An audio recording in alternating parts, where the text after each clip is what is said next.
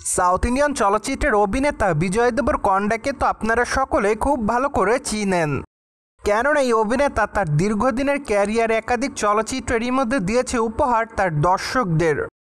তাই তো বলাই বাহুল্য যে তিনি তার অভিনয় দক্ষতার জন্যই তার দর্শকদের কাছে লাইমলাইটে থাকছে সর্বদাই।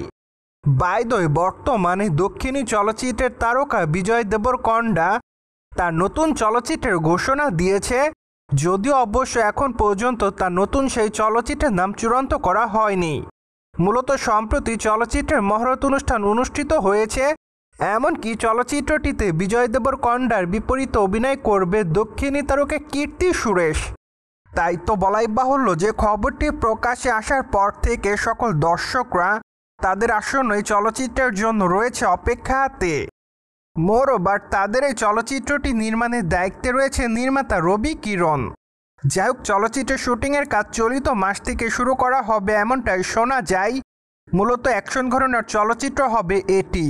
তাই তো ধারণা করা যাচ্ছে যে হয়তো খুবই শীঘ্রই সাউথ ইন্ডিয়ান তারকা বিজয় দেবরকোন্ডার আসন্ন এই চলচ্চিত্রের নাম চূড়ান্ত করা হবে।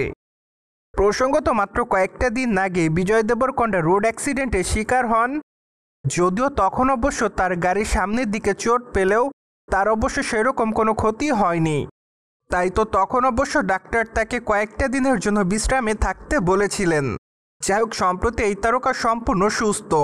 তাই তো বলাই বাহুল্য যে বর্তমানে তিনি অবশ্য তার নতুন চলচ্চিত্রের মহরত অনুষ্ঠানে খুবই স্টাইলিশ অবস্থায় ধরা দিয়েছে।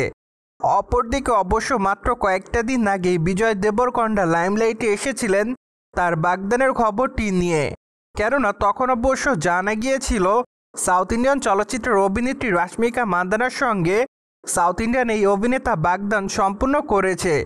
এমনকি তারা 2026-এর ফেব্রুয়ারি মাসে বিবাহবন্ধনে আবদ্ধ হবেন। যাই হোক, এখন শুধুমাত্র অপেক্ষার পালা, কেননা দেখা যাক যথাসময়ের মধ্যে তাদের বিবাহবন্ধন সম্পূর্ণ হয় কি না।